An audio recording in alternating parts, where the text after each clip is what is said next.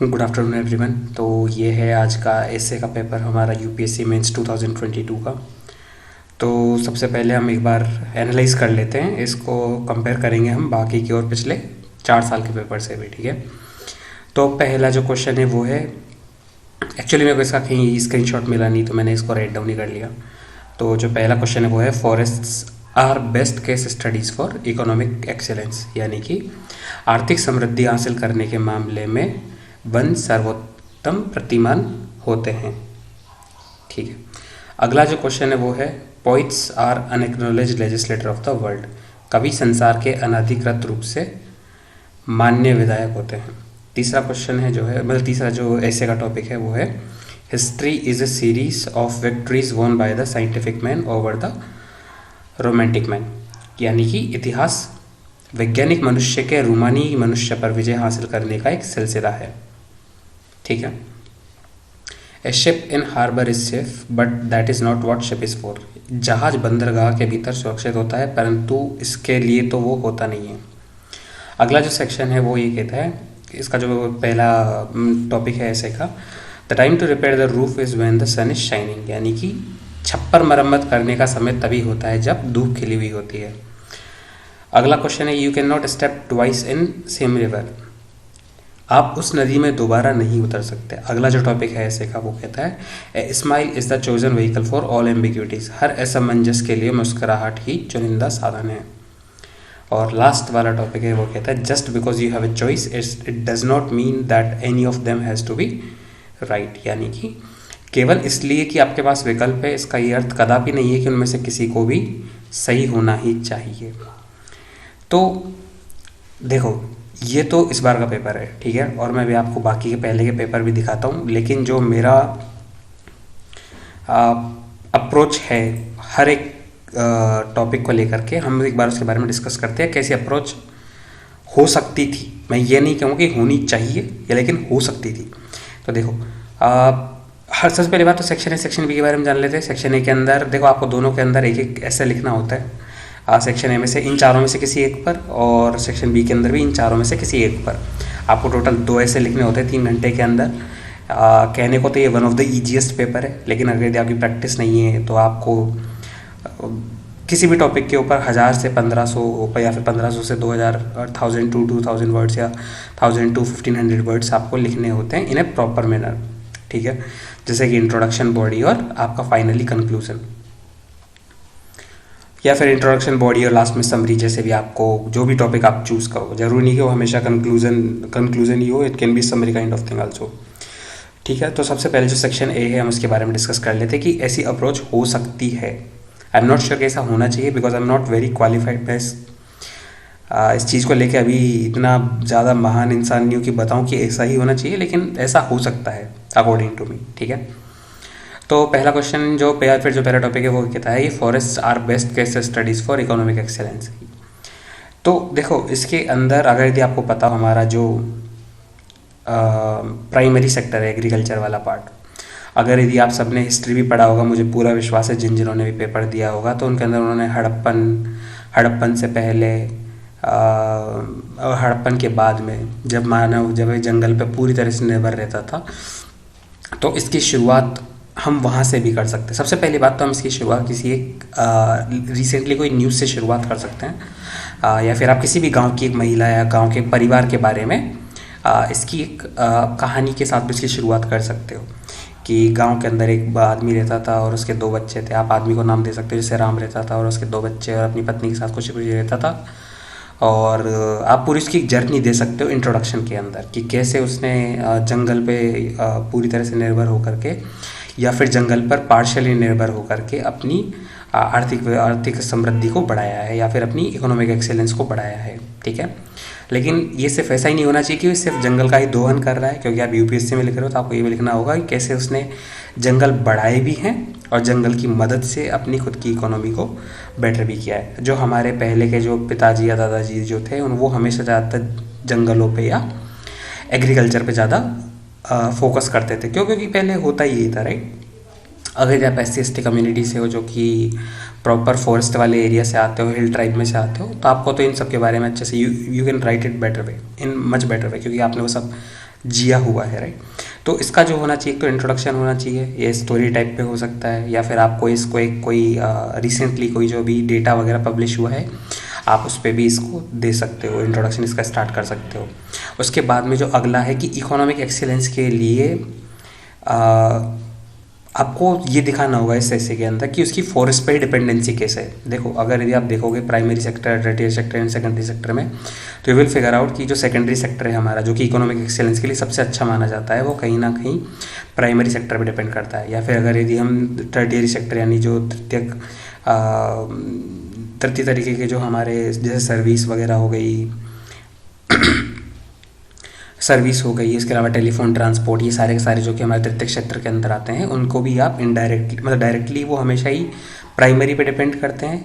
तो आप वहाँ से भी इसको लिंक कर सकते हो कि इकोनॉमिक एक्सेलेंस के लिए फॉरेस्ट ही क्यों चाहिए, ठीक है। अगला जो आपका टॉपिक इसके अंदर हो सकता था, मैं आपको देखो टॉपिक बता रहा हूँ कि कैसे ऐसे आप इसको लिख सकते हो। जैसे let me just right it down.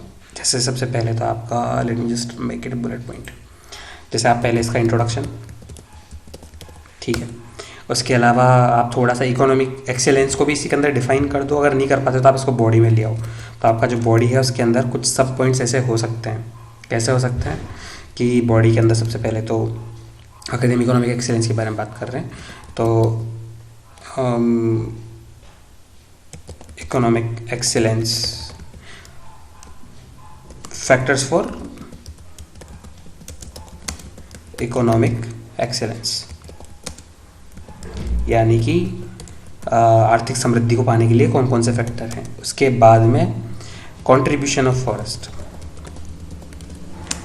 अब आपको इसमें बहुत ही ज़्यादा स्पेसिफिक लिखना होगा कि फॉरेस्ट का ही सबसे ज़्यादा, फॉरेस्ट एंड रिलेटेड थिंग्स। तो आपको इसमें बहुत ही ज़्यादा फॉरेस्ट वाले पार्ट पे कंट्रीब्यूट मतलब फोकस करना होगा। अगर कोई डेटा वगैरह है रिसेंटली, जैसे कि मान लो कोई आपके पास में कोई डेटा हो कोई स्टडी का कि जहाँ पे फॉरेस्ट उगाने से ओवरऑल इकोनॉमिक एक्सेलेंस बढ़ी है, तो आप वो भी इसके अंदर अच्छे से अंडरलाइन हाईलाइट करके दिखा सकते हो। तो introduction, factors for economic excellence, contribution of forest and related things. फिर आप इसके अंदर यहाँ पे इसके कंट्रीब्यूशन लिख दिया। उसके बाद में आप इसके प्रोज एंड कॉन्स भी लिख सकते हो चाहो तो। अगला जो पॉइंट हो सकता है वो हो सकता है कि right balance of economic excellence with forest, ठीक है। तो आप यहाँ पे जो है इसको अलग और भी जैसे मान के चलो, अगर यदि हम 6 फैक्टर मान के चलते हैं कि इकोनॉमिक एक्सीलेंस के 6 फैक्टर जिनमें से एक फॉरेस्ट भी है, तो पहले तो आप सिर्फ यहाँ पे फैक्टर डिस्कस करोगे, फिर फॉरेस्ट का स्पेसिफिक बताओगे, फिर हर एक के क्या क्या फ़ायदे और नुकसान है वो, और अंत में फिर आप आपके इसको यहाँ पे ख़त्म करके फाइनली आप समरी के साथ में आपको एक पॉजिटिव नोट पे ख़त्म करना होगा। क्योंकि पॉइंट यही कह रहा है कि forest are best case studies for economic excellence. तो आपको जो समरी है आपका वो एक पॉजिटिव नोट पर ख़त्म करना होगा, ठीक है, कि कैसे जंगलों को बढ़ाने से हमारे जो इकोनॉमिक एक्सीलेंस है पूरा स्टेट लेवल पे, नेशनल लेवल पे या फिर इंडिविजुअल लेवल पे वो बढ़ सकता है नहीं बढ़ता है, ठीक है। अगला जो है वो है कि poets are unacknowledged legislator of the world. जिस किसी के पास भी साहित्य, हिंदी साहित्य, लिटरेचर जो है, Hindi literature, Tamil literature, English literature या और अदर लैंग्वेजेस का लिटरेचर है, वो इसको सबसे अच्छे से लिख सकते हैं। सबसे बेहतर अगर कोई लिख सकता है तो उनसे बेहतर इसको कोई नहीं लिख सकता। जैसे हिंदी के अंदर आप बहुत सारे कवियों के नाम लिख सकते हो कि कौन से कवि ने, जैसे हरिवंश राय बच्चन जी ने क्या लिखी है। लेकिन अगर यदि इसमें अगर हम देखें तो अगर आपके दिमाग में थोड़ा सा ये भी क्लिक हो रहा होगा कि कैसे जो रविंद्रनाथ टैगोर जी ने भी हमारे जो वंदे मातरम गीत लिखा था, उसके अलावा जो हमारा जनगण मन भी लिखा है, राइट, कि कैसे उसने स्वतंत्रता संग्राम के अंदर या फिर जो हमारा जो इंडिपेंडेंस को है उसके अंदर कैसे उसने रोल प्ले किया है, ठीक है। तो आई थिंक जिनके पास लिटरेचर है वो इसको सबसे अच्छे तरह से मेरे हिसाब से तो लिख सकते हैं। उसके बाद में अगला है histories is a series of victories won by the scientific man over the romantic man. यानी कि अगर देखो इसको आप देखो तो कई तरीके से लिख सकते हो। मतलब इसमें आप बहुत सारे कालिदास के एग्जाम्पल भी आप इसके अंदर लिख सकते हो। ये कैसे वो अपनी पत्नी के पीछे पीछे भागते हुए जब उनको उनकी पत्नी ने फटकारा था फिर बाद में एक बहुत अच्छे कवि बन गए। या फिर अगर आपके दिमाग में कोई और भी ऐसा परफेक्ट एग्जाम्पल हो कि कैसे उसने अपनी किसी चीज़ को पहले वो किसी चीज़ को पसंद करते थे, फिर वो छोड़ करके अपने साइंटिफिक मैन बने। तो आप यहाँ पे उसका अच्छे से एग्जांपल दे सकते हो। लेकिन मेरे हिसाब से ये एक तरीके से जो पूछ रहा है वो ये, मतलब इसका जो क्रक्स है वो ये होना चाहिए कि जो कैसे एक इंसान छोटी सी उम्र में, यानी कि जब वो बहुत सारे सपने लेके चलता है, वहाँ से लेते लेते लेते लेते जैसे जैसे अपने जीवन में वो लॉजिक को या फिर तर्क वितर्क की जब उसके अंदर क्षमता आ जाती है, तो वो कैसे आगे बढ़ते जाता है। तो इस पूरी जो जर्नी है, यानी ये जो पूरी पूरी जो यात्रा है बाल्यावस्था से लेकर के और अंत तक, इंसान के अंत तक, या फिर अगर यदि हम किसी भी देश की अगर यदि आप देखो, तो अगर जैसे भारत जब आज़ाद हुआ था तो भारत के बहुत सारे सपने थे, भारत ये करेगा वो करेगा, लेकिन हमारा ऐसा हुआ ऐसा नहीं हुआ, राइट, कि जैसा भारत ने सोच के चला था। क्यों? क्योंकि पहले वो भारत जो था वो थोड़ा रोमांटिक फेज में था कि हाँ हम ये करेंगे, इतनी बड़ी बड़ी बातें। फिर बाद में जब उसको पता पड़ा कि भाई कुछ चीज़ें संभव है, कुछ चीज़ें संभव नहीं है, राइट, तो फिर वो धीरे धीरे तर्क वितर्क का इस्तेमाल करते हुए, अपनी साइंटिफिक अप्रोच का यूज़ करते हुए, और उसने अपने आप को आगे बढ़ाया। तो इस पूरी की पूरी घटना क्रम जो था उसी को ही इतिहास कहा जाता है। तो कैसे इंसान जो इस वाले फेज़ को छोड़ करके साइंटिफिक फेज में आया है वो ही आगे बढ़ा है। तो आप ये पूरा हिस्ट्री वाला पूरा ऐसे इस सीरीज़ पे इसको मेरे हिसाब से लिख सकते हो। यहाँ पे आप बहुत सारे दो केसेस स्टडीज रख सकते हो। वो एक तो वो जिन्होंने तर्क वितर्क का इस्तेमाल किया और जिन्होंने नहीं किया उनके साथ में क्या हुआ। ठीक है, अगला जो क्वेश्चन है वो है, a ship in harbour is safe but that is not what ship is for. अब मेरे दिमाग में जो सबसे पहले आया वो आया न्यूक्लियर बॉम्ब का इस्तेमाल, कि यानी कि आपके पास न्यूक्लियर टेक्नोलॉजी है लेकिन आप हमेशा उसको खुद के प्रोटेक्शन के लिए हमेशा अंदर नहीं रख सकते हो, राइट। लेकिन वो एक गलत एग्जांपल है मेरे हिसाब से। आप बीच में कहीं ना कहीं इसको ऐसे में लिख सकते हो, लेकिन मेरे हिसाब से वो गलत एग्जांपल है। तो इसका जो पॉइंट है वो ये है कि अगर आपके पास कोई भी एक आइडिया है, इनोवेशन है, टेक्नोलॉजी है, या फिर आपके पास में कोई कैपेबिलिटी है, स्किल है, तो उसको अपने पास मत रखिए। हालांकि अपने पास रखोगे तो उसका वो सेफ रहेगा, लेकिन उसको आपको टैलेंट को शो भी करना चाहिए। जैसे भारत विश्व गुरु कैसे बना, अपना ज्ञान का प्रचार प्रसार करके, राइट। तो आप यहाँ पे कल्चर से लेके कल्चर, नॉलेज, टेक्नोलॉजी और काफ़ी सारी चीज़ें जैसे वैक्सीन मैत्री वगैरह, इसके अंदर तो आप काफ़ी कुछ लिख सकते हो। इसमें तो वाकई में काफ़ी कुछ लिख सकते हो। न्यूक्लियर टेक्नोलॉजी का इस्तेमाल, बहुत सारी चीज़ें इसके अंदर आप लिख सकते हो। और रिसेंटली अभी जितने भी चल रहा है, जैसे भारत ने अभी अगर आप देखोगे तो अपनी नेवल को मजबूत करता जा रहा है। तो वो ऐसा नहीं है उसके अंदर कि सिर्फ उसका ऑपरेशन का, उनको ऑपरेशन में भी इस्तेमाल करना चाहिए। तो ये तो कई फ्रंट पे लिखा जा सकता है। देखो, ऐसे के अंदर ना डायमेंशंस मैटर करते हैं कि आपने कितनी डायमेंशंस को इंक्लूड किया है। Nation, centre, state, culture, individual level, technology, science और एथिक्स वगैरह, सब कुछ इसी के अंदर इन्वॉल्व होता है, राइट। तो ये डायमेंशंस कहलाती हैं। तो मेरे हिसाब से जो इसमें पूरे में सबसे सिंपल जो था, या तो वो फोर्थ वाला था या फिर फर्स्ट वाला था। जो मुझे सबसे टफ लगा वो ये वाला है, लेकिन जिनके पास लिटरेचर है उनके लिए सबसे सिंपल होगा। I am pretty sure of this. और या उनसे बेटर इसको कोई नहीं लिख सकता। ठीक है, अगला जो सेक्शन है उसके बारे में डिस्कस करते हैं। The time to repair the roof is when the sun is shining. अब इसको देखो, इसका कहने का तात्पर्य ये है कि सही समय पर सही डिसीजन लेना तभी, मतलब कोई डिसीजन तभी लेना चाहिए जब उसका सही समय हो। ठीक है, अब आप इसके बारे में बहुत सारी चीज़ें लिख सकते हो कि अगर यदि आप इसको सही समय पर सही डिसीजन नहीं लोगे तो उसका क्या नुकसान हो सकता है। अगर जैसे आप इंडिविजुअली इसकी बात करो तो, अगर इसके इंडिविजुअल्स की बात करो तो कि अगर यदि मान लो जैसे रूफ़ की बात करें हम, तो अगर यदि आप उसको रात में सुधारोगे, बरसात में सुधारोगे, तो एक डिज़ास्टर ही खड़ा होगा आपके सामने, राइट। तो इस रूफ़ को सुधारने का समय कब है? जब वाकई में सूखा हो और रोशनी हो, ताकि आपको खुद के लगे नहीं। तो कहने का तात्पर्य ये है कि आप कैसे सही समय पर सही डिसीजन आपको लेना चाहिए। अगला जो ऐसे का पॉइंट है वो ये है, you can not step twice in same river. यानी कि जब आप एक बार नदी में ऑलरेडी हो तो आप फिर से दोबारा नदी में नहीं जा सकते हो। क्यों? क्योंकि आप उसमें ऑलरेडी हो। तो ये एक तरीके से आपका थोड़ा फिलोसॉफिकल काइंड ऑफ थिंग हो गया कि अगर आप किसी चीज़ को एक बार चूज़ कर लेते हो तो आप उसके अंदर फिर से दोबारा शुरुआत नहीं कर सकते हो। जैसे भारत ने भी, अगर अब एक एग्जांपल के तौर पर हम देखें तो जैसे भारत ने नॉन अलाइनमेंट मूवमेंट शुरू किया था, तो भारत अब उसको दोबारा से शुरुआत नहीं कर सकता है। भारत इसको वापस से हट के ज्वाइन कर सकता है, लेकिन उसके लिए पहले हटना ज़रूरी है, राइट। तो कोई भी चीज़ वापस से सेम चीज़ से शुरुआत नहीं की जा सकती।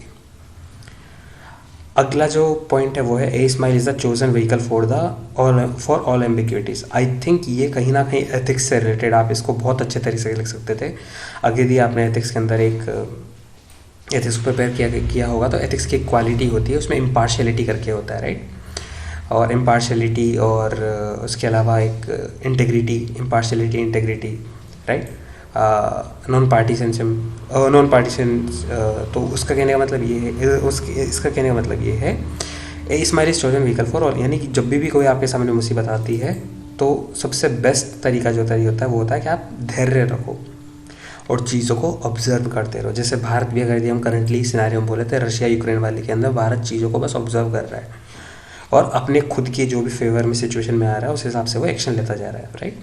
तो आप इसको एथिक्स के करंट में जो चल रहा है वो पास्ट में क्या क्या हुआ था, कि पास्ट में कैसे पेशेंस के थ्रू चीज़ों को अच्छे तरह से हैंडल किया गया था। इवन अगर यदि आप देखोगे तो रामायण का भी आप इसके अंदर लिख सकते हो कि कैसे अगर यदि प्रभु श्री राम चाहते तो सीधे भी अटैक कर सकते थे, लेकिन उन्होंने काफ़ी सारी चीज़ों को मेंटेन करने के लिए पेशेंस रखा और सही चीज़ों का या फिर सही तरीके की जो स्ट्रेटजी था उसका यूज़ किया, राइट।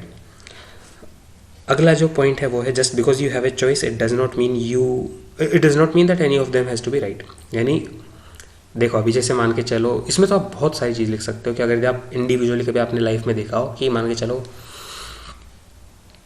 कि आप किसी भी सिचुएशन समस्या में घिरे हुए हो और आपको कोई एक रास्ता दिखता है, तो इसका मतलब ये ज़रूरी नहीं है कि जो भी रास्ते आपके दिमाग में आए थे वो सारे के सारे सही हो। यानी कि जैसे अभी अगर हम मान के चलें, एक एग्जांपल देता हूँ मैं आपको। जैसे भारत ने अभी CTBT या NPT वगैरह सब साइन नहीं किया है, राइट। तो ये भी एक रास्ता था। तो कुल मिलाकर के प्रॉब्लम स्टेटमेंट क्या है कि हमको कैसे भी करके न्यूक्लियर्स को कम करना है, लेकिन भारत ने अपने कुछ कारणों की वजह से ये वाला रास्ता चुना कि हम NPT या CTBT पे साइन नहीं करेंगे, कुछ भी रीज़न की वजह से मान के चलो, ठीक है।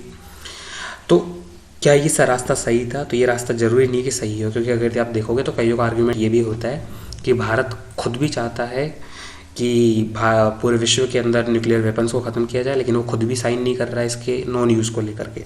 कारण भले कुछ भी हो, लेकिन ज़रूरी नहीं है कि पूरी तरह से सही हो, राइट। तो इसमें तो आप बहुत सारे लेवल पे इस पर भी आप काफ़ी सारे डायमेंशंस लेकर के आ सकते हो। अगर यदि आप जैसे अगर आपको अगर आपने कोई भी एक स्कीम अच्छे से पढ़ी, आप उसको अच्छे से यहाँ पे क्रिटिसाइज़ कर सकते हो। तो ये वाला जो ऐसे का पॉइंट है, ये आपको क्रिटिसिज्म करने का बहुत अच्छा मौका देता है। तो इसमें जो ओवरऑल अगर यदि मेरे को जो सबसे सिंपल लगा, या तो वो ये वाला था the time to repair the roof is when the sun is shining, या फिर a smile is chosen vehicle for all ambiguities. क्योंकि मेरे को पूरा विश्वास है कि आपने एथिक्स के बहुत सारे केस स्टडीज प्रिपेयर किए होंगे, तो उससे अच्छे डायमेंशन तो इसको कोई दे ही नहीं सकता, ठीक है। सो ये तो था इस बार का एनालिसिस, और हम पिछली बार के पेपर्स और देख लेते हैं कि कैसा ट्रेंड चलता आ रहा है। तो इस बार अगर आप देखोगे तो थोड़ा एक तो हिस्ट्री वाला कुछ था, यानी आप हिस्ट्री के बहुत सारे एग्जाम्पल दे सकते थे। एथिक्स वाला था अभी जैसा कि हमने डिस्कस किया है, राइट। और एक फॉरेस्ट वाला यानी एनवायरनमेंट से रिलेटेड। तो हिस्ट्री, एनवायरनमेंट, एक यहाँ पे लिटरेचर भी है, लेकिन क्योंकि एक ही पॉइंट है इसलिए मैं ज़्यादा उस पर फोकस नहीं कर रहा हूँ। तो ये 3-4 चीज़ें इस बार की थीम आप कह सकते हो। और पिछली बार की हम थीम देखते हैं, तो पिछली बार का थीम देखो, ये 2021 का पेपर है। तो 2021 का पेपर अगर यदि आप देखोगे तो ये भी कहीं ना कहीं आप इस पूरे को जब अच्छे से पढ़ोगे, जैसे the process of self discovery has now been technologically outsource. तो जब मैंने इसको पूरे को अच्छे से देखा तो ये देखो, ये टेक्नोलॉजी का हो गया, ये थोड़ा सा दर्शन की फिलोसफी टाइप से हो गया, ये तो फिलोसफी का जो है ये भी थोड़ा सा देखा जाए तो थोड़ा करंट वाली चीज़ों को लेकर के और फिलोसफी को ऐड करके आप इसको मिक्स कर सकते थे। और ये वाला भी थोड़ा सा देखा जाए तो आप इसको डिपेंड करता है तो किस डायरेक्शन में लेके जा सकते हो। ये टेक्नोलॉजी से रिलेटेड हो गया, हिस्ट्री का हो गया, और ये भी देखा जाए तो कहीं ना कहीं टेक्नोलॉजी से रिलेटेड। तो ये जो वाला पिछले वाला था टेक्नोलॉजी, हिस्ट्री और फिलोसफी से रिलेटेड था। अगला वाला अगर हम 2020 का पेपर देखें तो 2020 का पेपर देखो, मनुष्य होने और मानव बनने के बीच का लंबा सफ़र। ये भी थोड़ा फिलोसफी है, राइट। विचारपरक संकल्प स्वयं के सांचित होने का उत्प्रेरक है। ये भी देखा जाए तो कहीं ना कहीं एथिक्स और फिलोसफी का मेंशन है। जहाज अपने चारों तरफ के पानी वैसे नहीं डूबता है, ये भी फिलोसफी वाला है। सिंप्लिसिटी इज़ द अल्टीमेट, मतलब फिलोसफी और करंट वाले में आप चीज़ों को इसमें इंक्लूड कर सकते हो। Simplicity is the ultimate sophistication, ये भी कहना है फिलोसफी का। तो इसमें देखो, हाँ, इसमें जो मुझे काम का लगा, एक तो ये देखो, बिना आर्थिक समृद्धि के न्याय नहीं, जो थोड़ा सा अलग टॉपिक लगा, ये सोशल जस्टिस वाला पार्ट था, और ये भी सोशल वाला पार्ट था, ये एक टेक्नोलॉजी वाला था। यानी तो इसमें जो था वो सोशल वाला पार्ट जो था वो ज़्यादा था, सोशल वाला, यानी कि सोशल प्रॉब्लम्स और सोशल स्कीम्स वगैरह आप इसमें काफ़ी कुछ लिख सकते थे इन दोनों के अंदर। तो और ऊपर जो था वो तो था ही हमेशा कि एक तो हमेशा कोई ना कोई कोड टाइप से आता है या फिलोसफी बेसिस पे आता है, राइट। अगला ये देखो 2019 का पेपर, ठीक है। तो अगर यदि आप देखोगे तो इसके अंदर भी ह्यूमैनिटी, फिलॉसफी, सोसाइटी और ये भी फिलॉसफी, ये पर्टिकुलर थोड़ा सा जियोग्राफिकल लेवल पे आ गया है हालांकि, बट फिर भी अगर ये आप देखोगे तो ये थोड़ा हमारा सोसाइटी को लेकर के, बट सोसाइटी विद आप जियोग्राफी कह सकते हो। ये हमारा हेल्थ, मीडिया और आर्टिफिशियल इंटेलिजेंस, तो इसमें तो काफ़ी सारे चीज़ें थी, लेकिन कहीं ना कहीं अगर आप, मैं एक बार 2018 का आपको दिखा देता हूँ, फिर हम ओवरऑल इसके समरी पे आते हैं। ऑल्टरनेटिव टेक्नोलॉजी, गुड लाइफ, ये थोड़ा सा philosophy, poverty currently society, management of Indian border वाला आ गया, कॉन्स्टिट्यूशनल मोरालिटी, कॉन्स्टिट्यूशन से रिलेटेड और मोरालिटी से रिलेटेड, एथिक्स वाला, past is a permanent dimension for human consciousness and values, ethics वाला, ethics philosophy, a people that value its privilege about its principle loses both, ये भी कहीं ना कहीं एथिक्स वाला हिस्सा ही है, देखा जाए एथिक्स विद फिलोसफी, और ये तो प्योर फिलोसफी, ठीक है। तो मतलब अगर आप इन चारे पेपरों को देखोगे तो एक कॉमन थीम से निकल के आएगी, वो ये है इस बार वाले पेपर को भी देख करके कि हिस्ट्री, फिलोसफी, टेक्नोलॉजी और सोसाइटी, ये चार चीज़ मुझे लगी जो ओवरऑल कहीं ना कहीं फिट भी कर सकते हो इन सभी पॉइंटों के अंदर, और इन्हीं पे ही ऐसे के जो क्वेश्चंस पेपर है वो लगभग इन्हीं पे आ रहे हैं। तो बेस्ट वे क्या है कि एक तो आप हमेशा एडिटोरियल्स पढ़ो, काफ़ी सारे इन पे एडिटोरियल्स रहते हैं, तो एडिटोरियल्स को अच्छे से पढ़ो, एक थीम बना के लेके चलो। अगर जैसे मैं मान के चलूँ कि इस बार जैसे मैंने ये किया था कि भाई एक तो हिस्ट्री, एक एथिक्स, सोसाइटी एंड टेक्नोलॉजी, तो कोई बुक ले लो जिसके अंदर इन चारों से रिलेटेड काफ़ी सारे ऐसे हो, तो एक पहले से ही एक परफॉर्मा तैयार करके रखो कि मैं ऐसा इंट्रोडक्शन लिखूँगा, ऐसा बॉडी लिखूँगा, उसमें मोस्टली ये पॉइंट होने चाहिए और समरी में कैसे एंड करूँगा। तो इंट्रोडक्शन, बॉडी और कंक्लूजन या समरी, जैसा भी आपको सही लगे, ठीक है। सो ये था मेरी तरफ से यूपीएससी के आज के पेपर का एनालिसिस, और बाकी मैं करंट अफेयर्स की भी डेली करंट अफेयर्स का भी हमने स्टार्ट कर रखा है, तो अगर यदि आपको पसंद आए तो आप हमारे चैनल पे चेक कर सकते हो। Thank you for your time and please do not like to share and subscribe. Thank you so much, bye bye, take care and best of luck for tomorrow, जो भी यूपीएससी मेंस के अंदर appear हो रहे हैं।